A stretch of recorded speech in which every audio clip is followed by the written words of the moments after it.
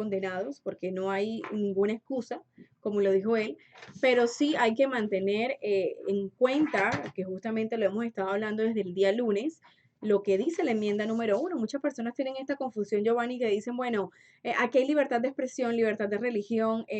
Sí, por supuesto que la hay. De hecho, en la enmienda número 1 cita que el Congreso no hará ley alguna por la que adopte una religión como oficial o se prohíba practicarla libremente, o que también coarte la libertad de palabra o de prensa, o el derecho del pueblo para reunirse pacíficamente y para pedir al gobierno la reparación de agravios. Aquí es cuando está lo importante de todo esto que está ocurriendo. Pacíficamente, cuando ya se torna la violencia, está siendo infringida la ley y por supuesto hay que tomar acción para todas estas personas que la están infringiendo. Entonces yo creo que tenemos que aclarar, tenemos que saber que usted tiene sus libertades, pero también tiene sus deberes y todos tenemos derechos y debemos respetarnos.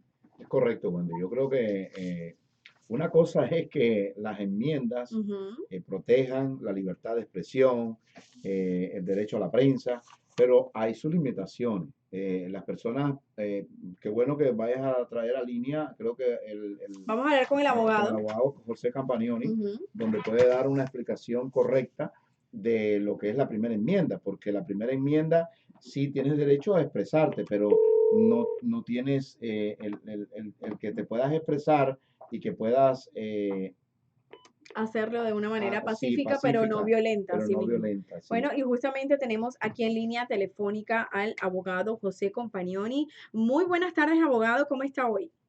Buenas tardes, Wendy y Giovanni, ¿cómo están? Le Bueno, vamos muy bien. bien, muchas gracias. Y justamente teníamos en línea telefónica anteriormente al vocero de la Policía de Doral, hablando de esta situación de las protestas, de las medidas que ha tomado la ciudad de Doral, y también hablando del tema de la enmienda número 1, que muchas personas están confundidas con esta libertad que se le da en esta enmienda. Yo quiero que primero, antes de ir a la pregunta que le tenemos, que nos explique un poquito brevemente de qué se trata la enmienda número 1 de la Constitución. Vale.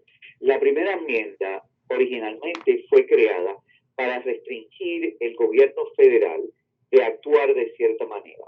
En lo que viene al caso es que el gobierno federal no va a prevenir que la población se reúna para hacer sus voces conocidas, para poder discutir políticamente y hacerlo libremente. Después, en los años 1865, 67, cuando pasó la enmienda 13, 14 y 15, bueno, la primera enmienda entonces le pasa la responsabilidad no solo al gobierno federal, pero también a los gobiernos estatales y por los gobiernos estatales a los gobiernos municipales. Entonces, ¿qué es lo que quiere decir? Quiere decir que esos gobiernos tienen que permitir que se reúna la población para el propósito de discutir y de hacer sus voces conocidas. Pero viviendo en una democracia es un poquito difícil porque mi derecho puede ser ejercido, pero no puede ser ejercido de una manera que puede. Y entonces la Corte Suprema ha determinado que los gobiernos tienen la potestad de poder limitar dónde y cómo esas reuniones toman lugar. No pueden prevenirla, pero sí pueden dictar cómo y cuándo y en qué situaciones pueden ser ocurridas. En estos momentos nosotros estamos viendo que los gobiernos municipales, no solo aquí en la Florida, pero por todos los Estados Unidos están permitiendo Ujú. estas demostraciones, pero al mismo tiempo tienen la responsabilidad de prevenir que las demostraciones se vuelvan en algo criminal, en algo violento, en algo fuera de la norma, porque cuando una demostración hace eso, entonces esos actos le limitan los derechos a otras personas que los rodean. Entonces, por eso es que estamos viendo esas confrontaciones que existen. Terribles. Ujú. Desafortunadamente, este es el único método que existe. Muchos de nosotros pensaríamos, bueno, ¿por qué el gobierno no para estas demostraciones completamente? Claro que Eso sí. quizás fuera una buena respuesta. respuesta, pero no es una respuesta legal. Y justamente, Entonces, ajá. diga. Sí, justamente, abogado, en ese punto, muchas personas también tienen la confusión sobre la potestad que tienen las ciudades de parar una protesta. Explíquenos un poco de esa potestad que tienen estas ciudades para poder parar estos actos delictivos que se convierten posteriormente a una manifestación pacífica.